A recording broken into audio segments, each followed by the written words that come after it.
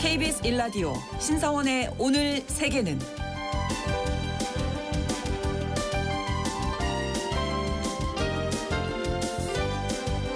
안녕하십니까. 아나운서 신성원입니다. 일론 머스크 테슬라 최고 경영자가 정부 효율부 수장직에서 물러나면서 세계 최강국 지도자와 세계 최고 갑부의 브로맨스가 끝났습니다. 백인 중하류층을 지지 기반으로 하는 트럼프 대통령과 거대 빅테크 기업가인 머스크의 결합은 애초부터 동상이몽이었다, 이런 지적이 있었는데요. 이들의 이해관계가 맞아떨어졌던 것은 가상화폐 때문이었습니다. 작년 대선 과정에서 트럼프가 가상화폐를 적극 육성하겠다고 입장을 바꾸자 페이팔 마피아를 위시한 빅테크 기업가들이 트럼프 지지에 나섰고요. 그 중심에 섰던 인물이 바로 일론 머스크였죠. 머스크는 퇴장했지만 트럼프가 빅테크와의 연대를 손절할 것인지는 아직 지켜볼 여지가 있다고 하는데요. 자세한 내용 글로벌 이슈에서 살펴보겠습니다.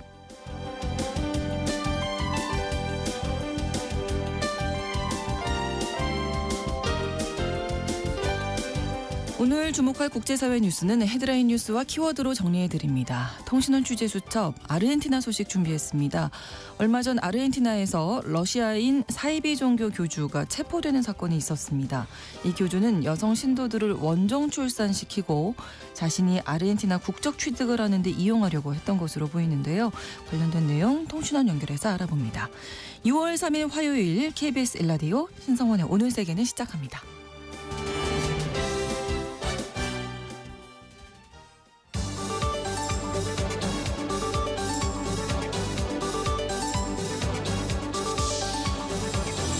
오늘 세계는 헤드라인 뉴스.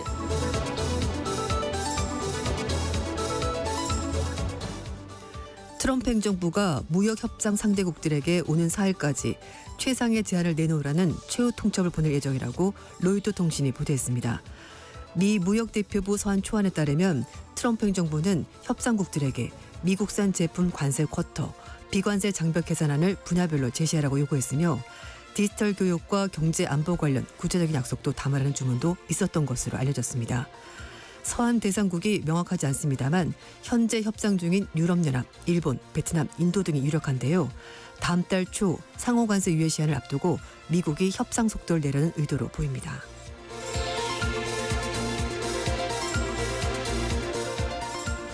폴란드 대선 결선 투표에서 민족주의 성향의 우파 인물인 야권 후보 카롤 나브로스키가 당선됐습니다. 폴란드 선거관리위원회는 무소속의 나브로스키가 50.89% 득표에서 승리했다고 밝혔습니다. 친유럽연합 자유주의 성향의 의회 다수당인 시민 플랫폼의 라파오 트샤스코프스키 후보는 49.11%를 얻었습니다. 보수 역사학자인 나브로츠키는 트럼프 대통령과 적극적으로 협력해 안보를 강화하겠다 밝히는 등 친트럼프 정책을 강조한 후보였습니다.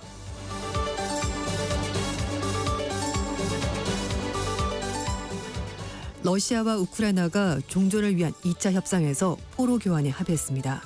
현지 시각으로 2일 튀르키 이스탄불에서 진행한 2차 협상에서 6천 명의 우크라이나 전사자 시신을 포함해서 최대 규모로 포로 교환에 양측이 합의했습니다만 휴전 합의에는 이르지 못했습니다.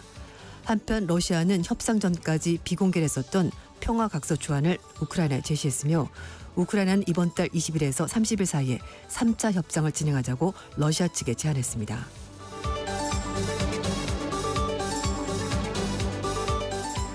일본 우주 스타트업 아이스페이스가 6일 달 착륙을 시도합니다.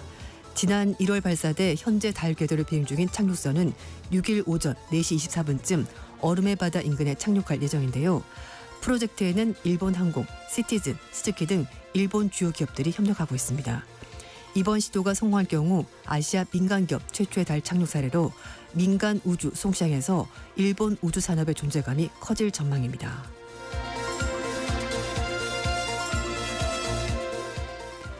유럽연합이 글로벌 음식 배달 기업인 딜리버리 히어로에 총 3억 2,900만 유로, 우리 돈으로 5천억 원의 과징금을 부과했다고 밝혔습니다. 딜리버리 히어로는 2018년 7월 글로버와 소수 지분 인수 계약을 체결하면서 핵심 부문 직원에 대한 상호 고용 제한에 합의한 이후 전면적인 직원 스카우트 금지 합의 조치도 취했습니다. 이런 합의는 그러나 경쟁사 간 담합에 의해 노동자 이직을 사실상 막는 행위여서 불공정 행위로 간주됩니다.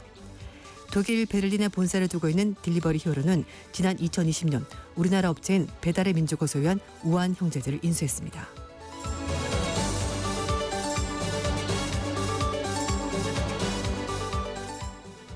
오늘의 헤드라인 뉴스였습니다. 외신캐스터 조윤주 씨가 전해주셨고요. 이번에는 키워드로 정리한 국제사회 소식을 살펴봅니다. 첫 번째 키워드, 간발의 차로 뒤바뀐 운명. 네, 폴란드에서 대선이 있었습니다. 네. 예선에서 2위를 차지했었던 무소속의 카롤 나브로스키 후보가 결선에서 간발의 차로 승리했는데요. 네. 나브로스키 후보가 1일 치러진 대선 결선에서 50.89% 득표해서 여당의 트샤스코프스키 후보를 정말 간발의 차로 이겼습니다. 트샤스코프는 도널드 투스크 현 총리가 이끄는 여당인 시민 플랫폼 소속이고요. 야당인 나브로스키 후보는 1차 투표에서 여당 후보에게 소폭 뒤처졌습니다만 시간이 갈수록 결선 투표에서 격차를 좁혔고요. 결국 당선하면서 대통령이 된 겁니다. 네. 나브로츠키는 보수 성향 역사학자 출신이고요. 트럼프의 지지를 받은 민족주의 우파 성향으로 정치 신인입니다. 나브로츠키는 폴란드 우선주의를 외치면서 우크라이나 피난민 지원을 축소하고 우크라이나의 나토 가입을 반대하고 있고요. 유럽 난민 협정 탈퇴 등 반유럽연합 정책을 공약으로 내세워서 이번에 당선이 된 건데, 도움을 주되 먼저 자국민을 챙겨한다면서 트럼프 대통령의 미국 우선주의를 본뜬 메시지를 내놔서 성공했습니다. 그렇군요. 네.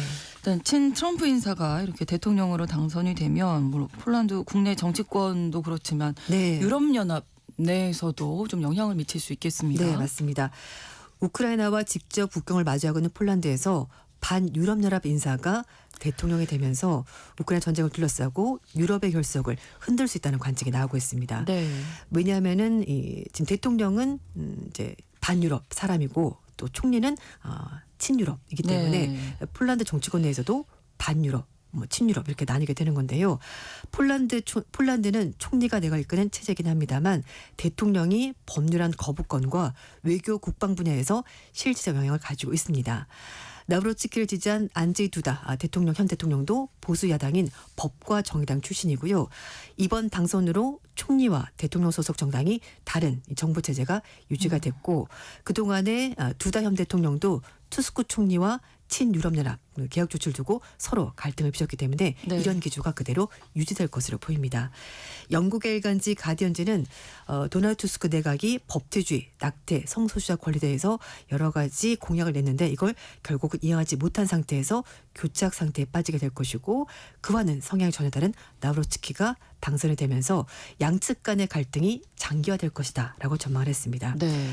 나브로츠키 대통령 당선인과 투스크 총리 간의 갈등이 본격화되면 폴란드와 유럽연합의 관계도 나빠질 수밖에 없을 것 같은데요. 투스크 총리는 선거 기간 동안에 나브로츠키가 당선이 되면 폴란드는 유럽연합 내에서 고립될 거다라고 경고한 바 있습니다. 이런 가운데 외신들은 이번 선거로 유럽에서 한동안 주춤했던 트럼프 우선주의가 다시 반등의 계기를 마련했다라고 풀이하고 있는데요. 네. 나브로츠키 대통령 당선인은 트럼프 대통령이 지지한 해외 정치인이고 또 처음으로 유럽에서 승리한 사례로 기록이 됐습니다. 앞에서 치러진 캐나다, 호주, 루마니아 선거에서 트럼프 대통령을 벤치마킹한 후보들이 오히려 선거에 패했는데 폴란드는 그 반대 결과가 나왔습니다. 나브로츠키 당선인이 지난달에 백악관에서 있었던 국가 기도의 날 행사에 참석해서 트럼프 대통령과 찍은 사진을 선거에 적극 활용했고 이게 먹혀둔 겁니다. 그렇군요. 예. 크리스놈 미국 국토안보부 장관도 그를 공개 지지하면서 보수 지지자 그리고 일부 유권자의 결집에 힘을 보태기도 했습니다. 네. 다음 키워드, 절대 사라지지 않을 거예요. 네, 트럼프 정부가 지난달 29일 법원의 판결 이후에 협상 카드가 물론 약해지긴 했습니다만 상호 관세 부과 정책은 절대 사라지지 않을 것이다 라고 말했습니다. 네. 왜 싸우고 나면 영화에서 왜 go away 가버려 그랬는데 절대 not going away라고 얘기가 나왔는데요. 그렇군요. 미국의 국제무역법원도 상호관세가 트럼프 대통령 권한을 넘어서는 거다라고 말하면서 무효 판결을 내렸지만 트럼프 행정부는 이 모든 것을 무시하고 관세는 그대로 부과하겠다라고 밝혔습니다. 게다가 트럼프 정부가 현재 즉각 항소까지 한 상태인데요. 항소법원은 1심 판결 효력을 일시 정지했습니다. 최종 판단은 대법원에서 내려지긴 하겠지만 네. 법원 판결로 협상력이 약화된 상황에서 각국이 미국의 요구에 얼마나 양보할지는 지금으로서는 미지수입니다. 네. 무역 전문가들은 트럼프 대통령의 일방적인 관세 정책이 법적 한계에 직면하면서 협상 동력이 떨어질 수 있다라고 분석을 했습니다. 그런 얘기가 나오니까 오히려 트럼프 네. 정부에서 더 관세 우리는 계속 부과할 거다 이러는 거 아닐까요? 네, 맞습니다. 하버드 로트릭 상무장관이 미국 언론과 인터뷰에서 사법부의 결정과 무관하게 트럼프 대통령은 대통령 권한을 활용해서 관세를 유지하게 될 것이고 관세는 사라지지 않을 것이다. Trump tariffs not going away. 절대 사라지지 않는다라고 얘기를 한 겁니다. 네. 트럼프 정부가 4월 달에 세계 각국을 상대로 상호 관세를 부과한다라고 밝혔다가 시장 혼란이 이어지자 협상할 시간을 주겠다라면서 상호 관세 부과를 7월 9일까지 유예한다고 밝혔는데요. 네. 그런데 1월 1일 기준에 했었을 때 합의를 이룬 것은 영국 단 한 곳뿐입니다. 그리고 중국과는 지난달에 스위스 제네바에서 합의를 하면서 90일 동안 서로에게 부과했던 보복 관세를 잠깐 대폭 멈춰주기로 합의를 했는데요. 러트릭 장관은 현재로선 유예가 연장될 것을 생각하지 않는다라면서 미국은 세계 소비자이자 중국 제품의 소비자이고 미국의 시장을 열지 않으면 그들도 정말 어렵게 될 거다라고 말하면서 네. 관세로 인해서 중국 경제가 오히려 더 큰 타격을 받게 될 거다라고 주장을 했습니다. 그렇지만 미국은 무차별적인 관세 부과 여파로 물가 상승 압박을 받고 있는데요. 지금 월가에서는요 트럼프 대통령의 대규모 감세 정책 때문에 연방 정부 부채까지 점점 증가하고 있다는 우려까지 나오고 있습니다. 네. 이에 대해서 스콧 베센트 장관은 미국은 절대 디폴트에 빠지지 않을 것이고 그럴 일은 절대 일어나지 않을 것이라고 호언장담했습니다. 베센 장관은 미국 최대 은행인 JP모건 체이스의 제이미 다이먼 최고 경영자가 최근에 채권 시장에서 균열이 발생할 것이라고 경고한 것에 대해서 다이먼을 오랫동안 잘 알고 지냈고 그가 여러 측면에서 예측을 해왔지만 다행히 그중에 아무것도 실현되지 않았다라면서 그 예측은 다 틀렸다 이렇게 주장을 했습니다. 네. 한편 트럼프 대통령이 지난해 US 오픈 골프 대회에서 우승한 브라이슨 디셈버와 선수와 골프를 친 다음에 백악관에 등장해서 굉장히 여유 있는 모습을 연출했습니다. 그렇군요. 다음 키워드입니다. 전쟁은 더 이상 비밀이 아니다. 네. 키어 스타머 영국 총리가 영국군의 중심 목적을 전쟁 준비 태세로 전환한다면서 10년 안에 전력을 현재 10배로 키우겠다고 밝혔습니다. 키어 스타머 총리가 글래스고에 있는 방산업체 BAE 시스템을 직접 방문해서 이렇게 입장을 밝혔는데요. 전쟁 위협을 막는 가장 효과적인 방법이 바로 이렇게 태세를 갖추는 것이라면서 국방의 근본적인 변화를 이루겠다고 말했습니다. 영국 국방부에 따르면 키어 스타머 총리가 약 150억 파운드를 투자해서 영국의 군비 증강하겠다는 보고서를 발표했는데요. 네. 2030년까지 차세대 공격용 잠수함 12척을 추가로 건조하고요. 영국 전역에 있는 최소 6곳의 군수 공장을 다시 건설합니다. 그리고 국산 장거리 무기, 드론 및 사이버 방어에서 여러 가지 투자도 같이 진행한다고 밝혔습니다. 네. 이 보고서는 현재 영국이 직면한 안보 위협과 이를 억제하기 위해서 영국 군대가 전투 준비 태세로 바꿀 것이다라고 이제 얘기를 하고 있는 건데요. 네. 영국의 국방장관도 이번 메시지는 바로 러시아에게 보내는 것이고 영국이 필요할 경우 싸울 준비가 돼 있다는 의지를 보여주는 것이라고 말했습니다. 영국의 국방 전략 검토는 유럽 안보를 위협하는 러시아를 먼저 겨냥하곤 합니다만 유럽의 자력 방위를 요구하면서 나토의 회의적인 반응을 보이고 있는 트럼프 정부에 대해서도 메시지를 보낸 것으로 해석이 되고 있습니다. 트럼프 정부가 유럽의 자력 안보를 요구하면서 지금 현재 유럽의 방산주가 계속해서 오르고 있는 상황입니다. 한편 스타머 총리가 영국의 일간지 기관 글을 통해서 유럽에서 전쟁, 새로운 핵 위협은 더 이상 비밀이 아니다라고 얘기를 하면서 네. 러시아는 이란, 북한과 협력하고 있고 우리는 일상적으로 사이버 공격에 직면해 있다고 현재 상황을 설명했습니다. 네. 자, 이런 가운데 독일 합참의장이 나토 회원국들이 이 러시아 공격 가능성에 대비해야 한다 이렇게 주장을 했네요. 네, 맞습니다. 카르스텐 브루이어 독일 합참의장이 나토 회원국들이 앞으로 4년 안에 러시아의 공격 가능성에 대비한다고 경고했습니다. 러시아의 전차 생산량이 엄청나게 증대했다고 얘기를 하고 있는데요. 네. 이 중에 상당수가 2029년 혹은 그보다 더 빨리 유럽 북동부 발트 3국 향해서 공격할 때 투입이 될 거다라고 얘기를 했습니다. 보리오 합참의장은 러시아는 전력력 수준으로 군사력을 증강하고 있는데 매년 약 1,500대 주력 전차를 생산하고 있고 이걸 전부 다 우크라이나 전쟁에 쓰려는 것은 아닌 것 같은데 결국 이 일부를 서방 쪽에 겨냥해서 비축하는 거다라고 주장을 했습니다. 보리오 장관 합참의장요. 나토 회원국 중에서 리투아니아, 폴란드, 벨라루스가 접경에 있는 전략적 요충지 수바우키 회랑이 가장 취약하다 이렇게까지 구체적으로 말했습니다. 나토 조약 5조를 보면 회원국에 대한 공격을 전체에 대한 공격 간주해서 공동으로 대응을 할 수가 있는데요. 러시아가 나토 회원국을 공격하면은 전쟁은 나토 회원국 전체와 러시아로 전면전으로 확대될 가능성이 있습니다. 그렇습니다. 다음 키워드가 다르다 대 틀리다.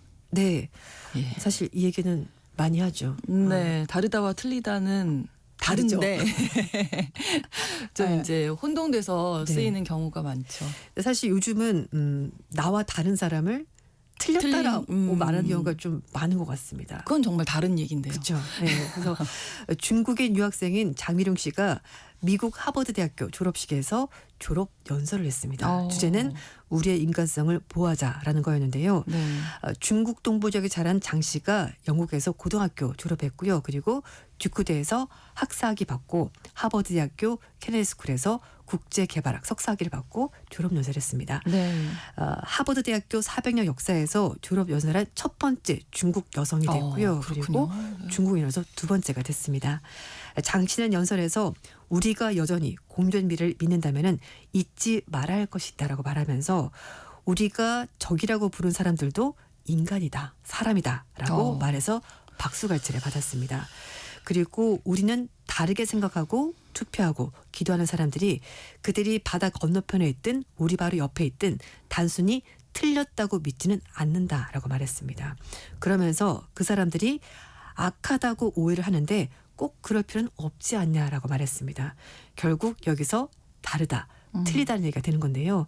사람들이 다 다른 거지 틀린 거는 아니라는 얘기가 되는 겁니다. 네. 사실 이 얘기는 미국에서 지금 벌어지고 있는 여러 가지 상황을 반영한 것으로 보이는데 네. 트럼프 정부가 지금 미국 대학들 상대로 해서 굉장히 자금주도 끊고 여러 가지 압박을 가하고 있는데 특히 하버드가 공격 대상이고 예. 하버드 대학에서 물론 이런 것들 염두에 뒀는지 모르겠습니다만 어쨌든 중국 유학생을 졸업 연설을 세운 것만 봐더라도 트럼프 정부와 하버드 대학 간의 갈등이 쉽게 봉합되지 않을 것 같다는 예상을 좀 할 수가 있을 것 같습니다. 특히 이제 유학생 금지령 때문에 여러 가지 유학생들 고민이 많은데요. 네. 이 학생도 마찬가지로 좀 불안하다라고 미국 언론과 인터뷰를 했습니다. 특히 이제 중국 내에서도 굉장히 큰 화제가 되고 있다고 하는데요. 네. 일부 네티즌들이 평등과 포용을 주장하는 이상주의적 연설에 열광하면서 그가 중국 유학생들 자부심을 올려줬다라면서 굉장히 환호하고 있습니다. 그런데 한편에서 또 다른 얘기가 나오고 있는데요. 네. 이 학생의 아버지가 중국 국무원이 승인한 중국 생물 다양성 보존 녹색개발재단의 장재미 집회 이사라는 사실이 알려지면서 입학 과정에 대한 의혹이 나왔습니다.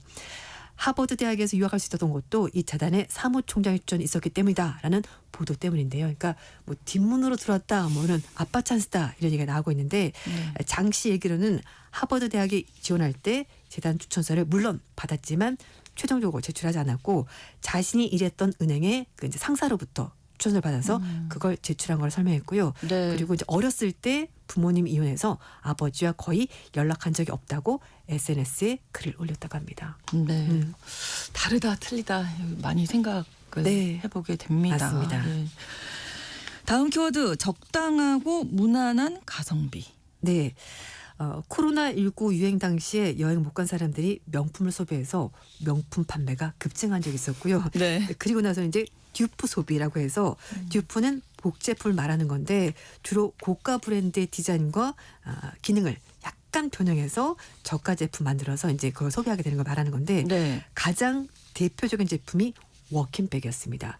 미국의 대형마트에서 정말 초고가 명품백을 우리 돈으로 11만 원 정도에 살 수 있도록 제품 내놓으면서 큰 인기를 끌었는데요. 그런데 블룸버그 통신은 지금은 그 모두가 아니라 소비자들이 경기 둔화 속에서 너무 비싸지도 않으면서 품질과 가치가 괜찮은 제품을 추구하고 있다면서 중간급 명품 브랜드들이 요즘 잘 팔린다 이렇게 음. 소개를 했습니다. 네. 그 C사의 가방이 있는데요. 네. 사실 이것도 싼 건 아닙니다. 솔직히 말드려서 한 $500 해서 한 68만 원 정도 된다고 하는데요. 하지만 예. 요 비슷한 디자인의 D사, 이 또 다른 C사의 가방은 이게 사실 몇백만 원 하거든요. 근데 예. 그거에 비해서 명품이기는 한데 고가 명품은 아니고 들었을 때 뭐 이 정도면 합리적이네 이렇게 얘기를 들을 수 있는 그런 제품들이 네. 잘 팔린다고 하는데요. 특히 이제 이런 제품들이 잘 팔린 이유가 얼마 전에 그 소위 말하는 정말 초고가 네. 명품 브랜드들이 그 하청업체 통해서 제품 만드는데 네. 그 업체 관계자가 이게 원가가 얼마다라고 이제 공개를 하면서 사람들이 아. 내가 샀던 그 수백만 원짜리 가방이 사실은 원가가 이렇게 저렴하다고 라는 것을 보고서는 예. 참 내가 쓸데없는 짓을 원가는 그러니까 거의 비슷한 거예요. 네, 굉장히 싸다라는 최종 거죠. 소비자가는 너무 비싼데. 천차만별이지만. 맞아요. 그래서 이제 그런 것 때문에 소비 패턴이 바뀐다고 하고요. 실제로 그래서 명품 그룹들의 매출이 많이 줄었다고 합니다. 뭐 적게는 3%, 크게는 14%까지 빠지면서 이제 뭐 소위 말하는 가성비를 앞선 패스트 패션도 좀 잘 나가다가 지금은 또 이것도 별로라고 합니다. 명품과 패스트 패션 부진 배경은 역시 글로벌 무역 전쟁 때문이라고 하는데요. 네. 일단 이제 뭐 명품 시장은 중국 소비가 경기 침체로 감소하면서 이렇게 벌어진 일이고 그리고 패스트 패션 사실 이제 좀 저가면서 금방금방 소비하는 그런 브랜드들은요. 네. 미국 정부가 관세를 부과하면서 여기 업체들도 가격 부담을 받게 되는 겁니다. 영향이 있군요. 네, 그래서 이 업체들도 우리도 이제 가격을 좀 올려야 될 수도 있을 것 같아요라고 하니까 사람들 입장에서는 그러면 이게 아주 싼 거는 아니구나라고 네. 생각을 하는 거예요. 그래서 약간 무난하면서도 적당한 가성비의 중간급 브랜드가 요즘 잘 팔린다고 합니다. 예. 네. 여기까지 오늘 듣도록 하겠습니다. 네. 헤드라인 뉴스와 키워드 외신캐스터 조윤주 씨와 함께했습니다. 고맙습니다. 네, 감사합니다. 자, 오늘 제 21대 대통령 선거일이죠. 아직 투표 못하신 분들 오늘 꼭 투표하셔야 되겠고요. 오늘 오후 7시 20분부터 KBS 1라디오 단독 제 21대 대통령 선거 개표 방송 내 삶을 바꾸는 선택 2025 대통령 선거 방송되니까요. 많은 청취 또 부탁드리겠습니다. KBS 라디오 신성원의 오늘 세계는 1부 마무리합니다. 11시 30분부터 일부 지역에서는 해당 지역 방송 보내드리고요. 스페이스 켈리의 Reflections of My Life 함께 듣겠습니다.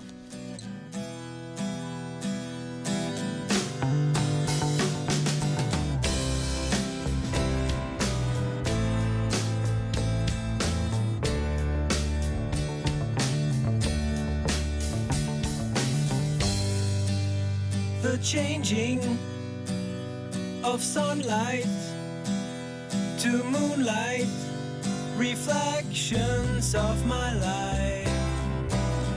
Oh, how they fill my eyes. The greetings of people in trouble, reflections of my life. Whoa, how they fill my eyes.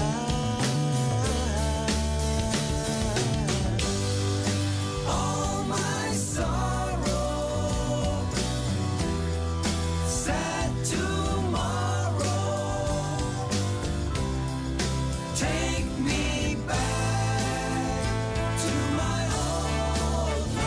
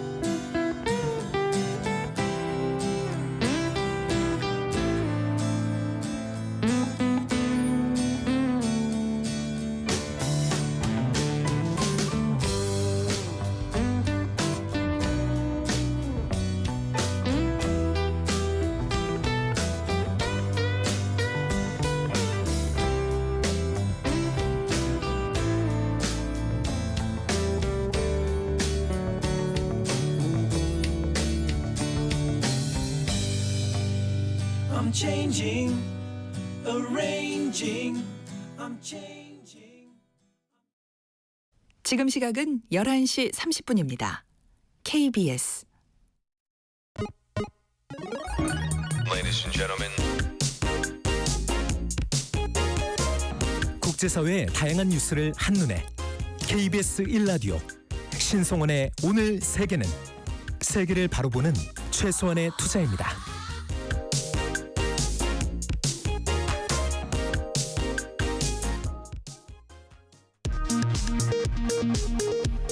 이 시각 라디오 정보센터 뉴스입니다. 오늘 오전 11시 기준 21대 대선의 전국 투표율이 18.3%를 기록했습니다.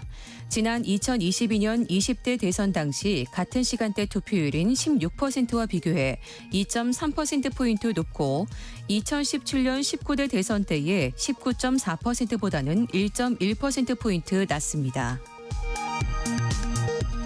21대 대선의 투표일은 오늘 이재명, 김문수, 이준석 등 각 당의 대선 후보들은 한 목소리로 유권자들에게 투표 참여를 호소했습니다. 주요 외신들이 한국 대선 상황을 전하면서 한국의 새 지도자는 사회 분열 치유와 수출 중심 경제 회복의 과제를 안게 될 것이라고 보도했습니다. 한국은행이 지난달 29일 기준금리를 0.25%포인트 인하하자 은행권이 빠른 속도로 예금금리를 내리고 있습니다.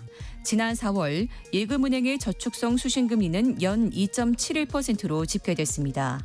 전월 2.84%에서 0.13%포인트 낮아졌으며 지난해 10월 이후 7개월 연속 하락세입니다. 최근 서울 아파트 값이 오르는 가운데 경매시장 낙찰가율도 상승했습니다. 지지옥션에 따르면 지난달 서울 아파트의 감정가 대비 낙찰가 비율을 나타내는 낙찰가율은 97.7%로 2022년 6월 이후 최고치를 보였습니다. 지금까지 라디오 정보센터 뉴스 정한나였습니다.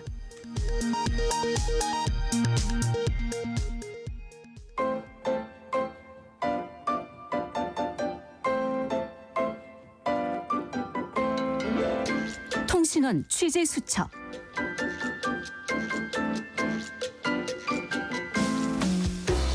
통신원 취재 수첩입니다. 오늘은 아르헨티나 부에노스아이레스 정덕주 통신원 연결합니다. 안녕하세요. 안녕하세요. 정덕주입니다. 네, 러시아의 이 사이비 종파 교주로 추측되는 사람이 아르헨티나에서 체포되는 사건이 있었다고요? 네, 아르헨티나 중서부 쪽에 위치한 바릴로체는요, 안데스 산맥 근처라 눈이 내리는 곳으로 학생들에게 겨울 수학 여행지로 유명하고요. 네. 또 설경 때문에 관광지로도 널리 알려진 곳인데요. 지난 4월 이곳에서 러시아 사이비 종파인 시리우스 별의 신의 교주 콘스탄틴 로드네프가 체포됐습니다. 네. 사건의 발단은요, 임신 9개월 차인 22세의 러시아 국적 여성이 바릴로체의 한 병원을 찾았는데요. 당시 임산부와 함께 동행한 일행의 수상한 행동을 의료진이 감지하고 신고를 했다고 합니다. 네. 병원 측의 고소장에 의하면요, 아기의 성을 서류상 미혼인 산모의 성을 따르는 대신 산모의 일행들은 분만실에 동행하지도 않은 한 남자의 성을 아기 아버지로 등록해달라고 강요했답니다. 그들은 아기 아버지는 비즈니스로 인해서 출산일이 오지 못했다 했고요. 네. 그럼에도 불구하고 병원 측은 출생증명서에 산모의 성을 입력하려 했지만요. 동행한 이 중 한 명이 산모의 성을 지우고 바꾸려고 해서 실랑이가 벌어졌다고 합니다. 네. 그 후 검찰 측이 밝힌 바로는요. 아기 아버지로 등록하려던 이의 성이 바로 사이비 교주의 성인 루드네프였던 것입니다. 갓 태어난 신생아에게 이렇게 교주의 성을 붙이려고 시도한 이유는 어떤 거였을까요? 네, 현지 검찰은 그가 아르헨티나 국적을 취득하기 위해서 신생아에게 자신의 성을 붙이려 했다고 의심하고 있습니다. 네. 아르헨티나에서 태어난 신생아는요, 자연히 아르헨티나 국적이 되고 부모 역시 아르헨티나 국적 취득이 용이해지기 때문에 이 사이비 단체는요, 교주가 아르헨티나 국적을 취득할 수 있게 신생아를 교주의 아들로 등록해서 예전에 그가 해외에서 저질렀던 범죄에 대한 체포영장을 피하려고 했던 것으로 보입니다. 네. 현지 이민청을 통해 알려진 바로는요. 해당 사이비 단체 교주 루드네스는 지난해 10월에 아르헨티나로 입국했답니다. 그는 1990년 러시아에서 유명한 한 사이비 종파를 확립한 것으로 알려졌습니다. 네. 또한 11년 전 추종자들에 대한 성학대 혐의로 러시아에서 형을 선고받은 적도 있다고 합니다. 또 몬테네그로 정부도 그를 또 다른 범죄건으로 체포하려 합니다. 네. 이후에 사건이 어떻게 진행됐습니까? 네, 기소된 21명 중 13명만 구금된 상황입니다. 나머지는 석방되었는데요. 네. 석방된 피해 여성들은 1인당 5,000달러가 드는 요가 수업을 통해 러시아에서 모집됐다고 합니다.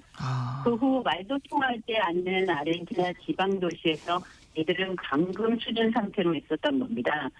현재 이 사건의 또 다른 수사의 쟁점은요. 여성들을 모집하고 이들을 난민으로 위조해서 혹은 위장 이민으로 또 다른 나라로 밀입국시켰는지 여부라고 합니다. 네. 그러니까 이번 사건으로 인해서 위장 이민이 또다시 이제 회자가 되고 있는 건데 지난 2023년에도 비슷한 일이 아르헨티나에서 있었다고요? 네, 그렇습니다. 2022년부터 발발한 러시아와 우크라이나 전쟁 때문에요. 중산층 이상의 러시아인들이 아르헨티나로 이주해온 일이 많았습니다. 네. 특히나 2023년에는 러시아인 중 임산부들의 아르헨티나 행이 잦았습니다. 러시아인들에게 아르헨티나는 무비자 입국이 가능하며 무료 의료 서비스도 받을 수 있는 곳으로 알려져 있다고 합니다. 이들 입장하듯이요. 현지 이민청에 의하면 당시 한 러시아로부터 온 비행기 안에는요. 네. 33명의 러시아 국적의 임산부가 탑승해 있었다고 합니다.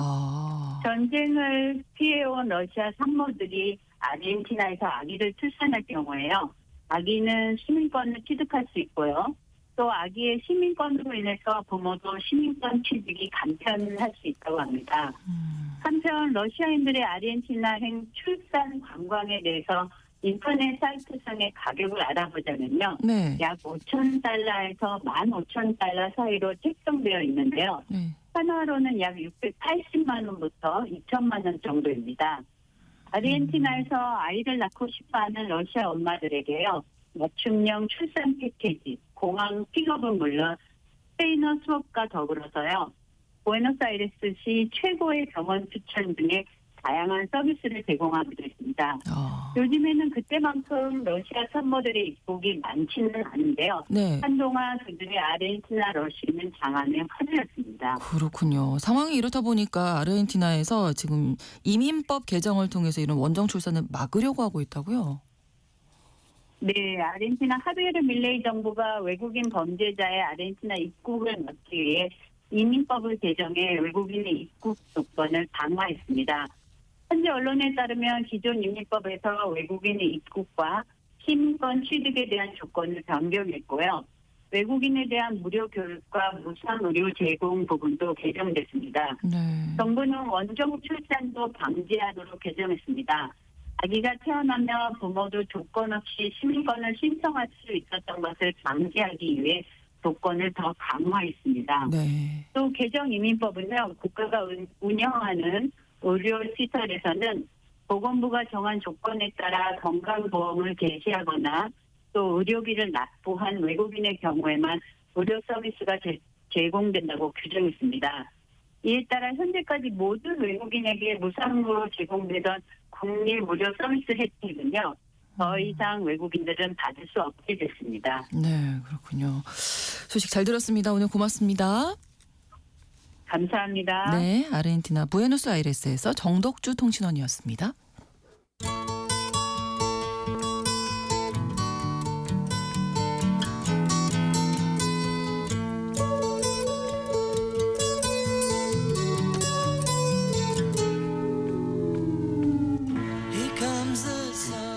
슈퍼 억만장자인 테슬라 최고 경영자 일론 머스크가 트럼프 행정부 내에서 역할을 마치고 자신의 회사로 완전히 복귀했습니다.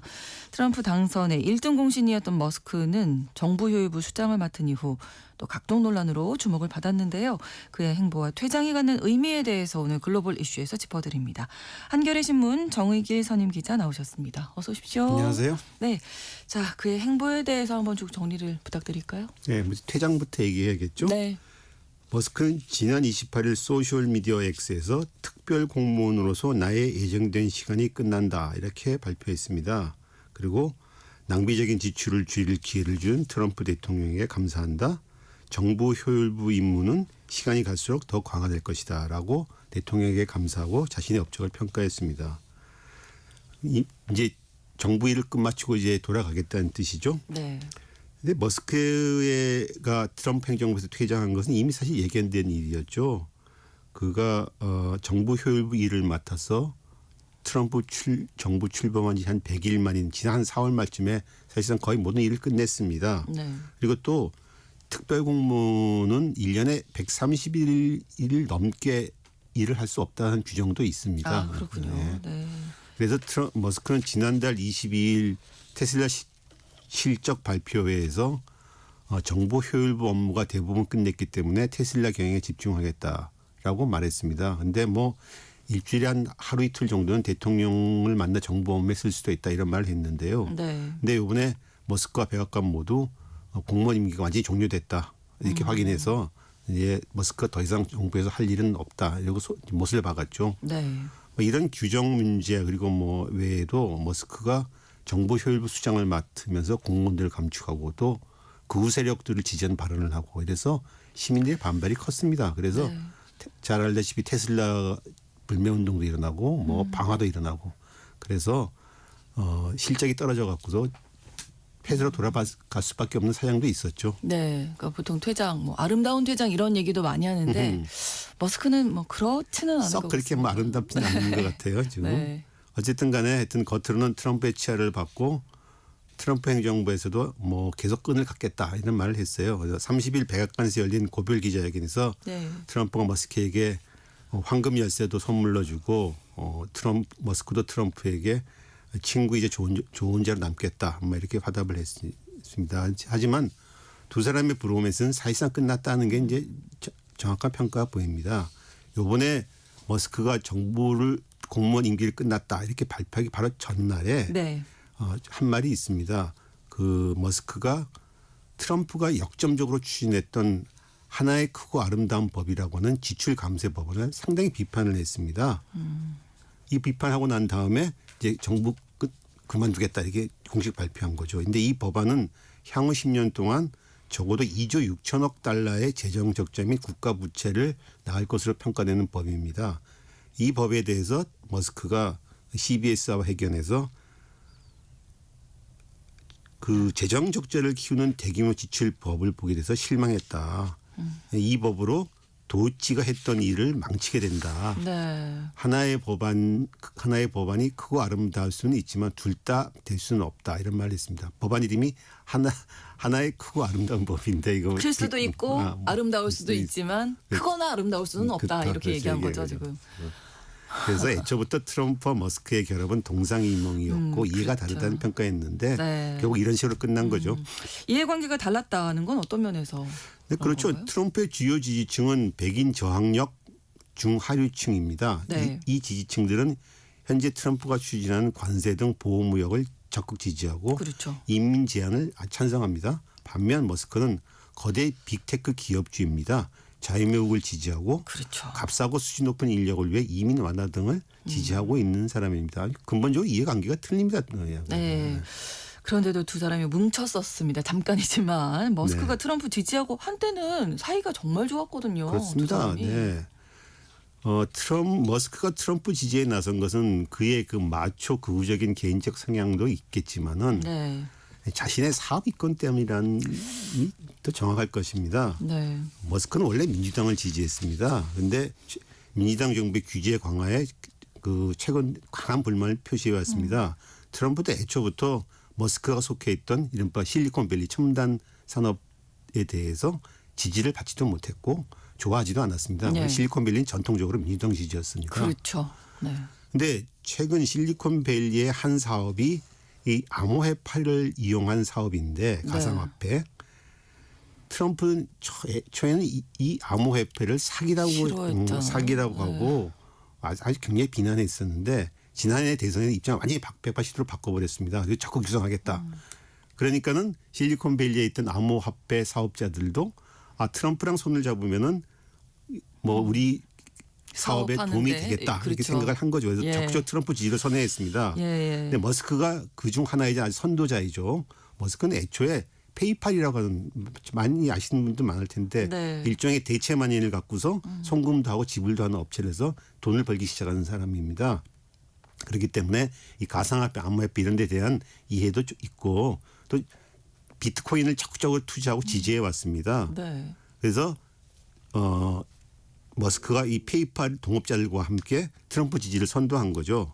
그래서 트럼프가 당선되면 가상화폐뿐만 아니라 자신의 로켓 위생 등 첨단 업체도 규제도 풀어서 사업이권을 얻을 것이다 이렇게 판단을 한 거죠. 네. 그래서 머스크가 한 1억 3,200만 달러 우리나라 돈으로 약 1,830억을 쓰면서 트럼프 당선을 도왔고 그래서 그 뒤에 정부협 수장도 임명되고 백악관과 그 트럼프의 플로리다 별집인 마라로고 저택을 오가는 최측근으로 군림했었죠. 그렇습니다. 저도 기억을 떠올려 보면 작년에 그 선거운동 기간에 정말 사이가 좋았고 당선 즈음까지도 괜찮았는데 취임하고 이러면서부터 조금 그렇죠. 금이 가기 선거할 때 시작했죠. 뒤에서 막 팔짝팔짝 뛰는 그러니까요. 순간이 있었는데 취임하자마자 근데 맞아요. 취임하자마자 약간 여러 틈이 벌리고 얘기들이 있습니다. 나오기 그 첫 번째가 시작하고. 뭐냐면 이민 규제 문제였습니다. 네. 취임 당시 트럼프 진영에서 지지자들이 이민을 규제하는 목소리가 막 높아지니까는 머스크가 반대를 한 거죠. 네. 반대하는 글을 올리니까는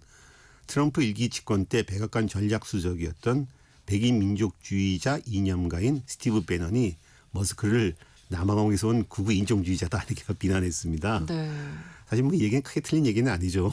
머스크가 그 최근에 남아공에서 백인들이 학살당하고 있다고 하는 황당한 그 음모론을 주장하기도 했으니까요. 네. 또 머스크는 지난달 한 4월 정도 4월 말쯤 되죠. 이 트럼프 대통령 관세 정책에 부정적 입장을 표했습니다. 그래서 대통령의 그 관세 적극적 옹호하는 피터 나우로 백악관 고민과 아주 또 비난이 있어. 논전을 벌였죠. 예. 그리고 또 트럼프 대통령의 최측근으로 꼽히는 스콧 베선트 재무장관도 인사 문제를 두고 다퉜고 마코 루비오 국무부 장관, 션 더피 교통부 장관 주요 관료들과도 충돌했습니다. 네. 머스크의 정부 혈부 업무도 여론만 나빠지고 성과는 크게 없었던 걸로 보입니다. 대원조 기구인 국제개발처 등을 해체를 하고 아주 말이 많았습니다. 어쨌든 그래서 그 결과 7만 5천 명 정도의 공무원이 연방 공무원이 자발적으로 떠났고 수만 명이 정리해오고 됐습니다. 그래서 여론이 상당히 안 좋아졌어요. 네. 머스크는 애초에 이렇게 하면은 자기가 한 2조 달러 우리나라 돈으로 한 2,800조 원을 절감할 수 있다고 장담했었는데 네. 입장을 후퇴했었죠. 3월 달쯤에는 한 1조 달러 절감할 수 있다. 그러다가 많이 줄었네요. 그러니까 실제로 업무를 맞추고 보니까 네. 아주 뭐 10분의 1 정도인 1,750억 달러 242조를 절감했다는데 이마저도 전문가들은 네. 과장된 수치다. 애초에 될 걸 갖다 자기가 실적으로 쌓아놓은 거다 이렇게 평가를 하고 있습니다. 네. 무엇보다도 여론이 상당히 악화됐죠. 앞서 말한 대로. 네. 그래서 머스크의 기업들 테슬라 등이 불문당 표적이 돼서 그렇죠. 심각한 피해를 입었습니다. 네. 그렇다 보니까 이제 퇴장은 불가피한 일이 된 건데 뭐 화염병 날아드는 모습도 보셨을 거예요. 차량에 뭐 테슬라 차량에 방화도 있었고 뭐 여러 가지 미국이나 있었어요. 해외에서 벌어진 반 트럼프 시위에 머스크도 꼭 사진이 등장해 같이 끼어가지고 네. 욕을 먹었죠. 테슬라의 매장, 충전소, 차량 등을 향한 공격이 잇따랐고 대대적인 불면등이 벌어졌습니다. 그래서 테슬라의 올해 1분기 매출은 1년 전보다 9%, 순이익은 71%나 감소했습니다. 주가는 한때 40% 가까이 많이 떨어진 적도 떨어졌죠. 있습니다. 네. 그래서 머스크의 순자산 가치가 최근 약 450억 달러나 증발했다고 합니다. 손해가 막심한 거죠. 네. 그래도 손해만 본 건 아닐걸요? 손해 본 건 절대는 아니죠. 네. 사업가니까 손해만 보이진 않아죠. 그렇겠죠. 예. 앞서 말한 대로 머스크가 트럼프를 지지한 건 자신의 사업 때문인데 네. 정체에 대한 사업의 활로를 찾기 위한 것이라는 분석이 많습니다. 머스크가 세계 최고 갑부라고는 하나 네. 그 사업체의 매출이 최고 요소가 아니라 미래의 성장성에 대한 기대로 주가가 올라서 그런 겁니다. 그래서 사실 머스크의 사업은 다른 빅테크에 비해서 돈을 많이 벌거나 매출이 크지는 않습니다. 그래서 머스크로서는 트럼프 행정부에서 사업 이권 확대를 도모한 거죠. 어쨌든 그래서 그의 우주기업 스페이스X가 국방부에 군사용 위성을 발사하는 약 59억 달러 규모의 사업을 따냈고 또 상무부의 농촌 인터넷망 보급 사업을 스페이스X의 위성 인터넷 스타링크가 수주할 수 있게 해서 약 420억 달러 규모의 사업도 수주했습니다. 네. 또 교통부가 자율주행차에 대한 연방정부 차원의 규제를 완화한다는 방침을 발표해서 테슬라의 미래 성장 사업인 무인택시, 로보택시라고 하죠. 사업에 힘을 실어줬습니다. 네. 민주당 의원들이 참 조사를 해보니까는 머스크가 자기가 정부 회업을 해서 정부 기구들 많이 축소해 버렸잖아요. 그러므로 해서 그 정부 기관 축소로 인해서 그 축소된 정부 기관들이 머스크 사업체에 부과했던 벌금들이 다 날아가 버렸다고 합니다. 그래서 최소한 23억 7천만 달러의 그 벌금을 피할 수 있게 됐다고 합니다. 또 이번에 머스크가 정부 효율부 활동을 하면서 정부의 자료, 데이터들 내놓으라고 막 압박을 했었는데 네. 자기의 인공지능 그 개발에 활용하려고 했고 그 구조조정을 통해서 그다음에 그 인공지능을 투입해서 일을 지키겠다 이런 계획이 있었다고 합니다. 그렇습니다. 자, 그러면 이제 앞으로 정부 효율부 일은 어떻게 진행이 될까요? 뭐 한마디로 불투명해진 거죠. 네. 캐롤라인 레빗 백악관 대변인이 일론 머스크를 대체할 정부 효율부 새 수장이 있냐 정해졌냐 그랬더니 전체 내각이 관여한다라고 하는 말을 했습니다. 뭐 사람 없다는 얘기입니다. 그렇죠. 네. 트럼프 행정부에서는 이제 정부 효율부가 계속 존속되고 그 임무도 계속된다고 말을 하나 머스크 때부터 동력이 유지될지는 좀 의문입니다. 워싱턴 포스트 보도에 따르면은 미 연방정부 기관들이 두 번째로 받고 있는 공고사직 시청자 수가 네. 1차 공고사직 동의자 수인 7만 5천 명보다 훨씬 많은 수십만 명이 된다. 그래서 이렇게 보도를 해서 네.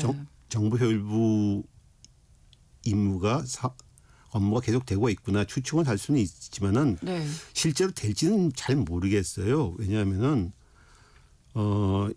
마코 루비오 국무장관이나 스콧 베센트 재무장관들이 도치가 자신들의 권한, 즉 정부 효율부가 자신들의 권한을 침해한다고 지금 강하게 반발하고 있었습니다. 그렇군요. 이건 이제 머스크가 없는 상태에서 이런 유력 인사들의 그 반발을 뚫고 나갈 수 있을지는 잘 알 수가 없죠. 네. 그럼 일론 머스크도 지금 트럼프 행정부에서 퇴장을 하면서 영향력이 좀 감소하는 그런 정황이 당연히 있다고요? 그렇겠죠. 네. 첫 번째가 트럼프가 항공우주국 즉 나사 국장으로 추천했던 제러드 아이 장만이라는 사람이 네. 그 상원에서 인준 직전까지 갔다가 트럼프 대통령에 의해서 지명이 철회됐습니다. 왜 그랬냐 그랬더니 이 사람이 민주당에 후원을 했던 사람이다.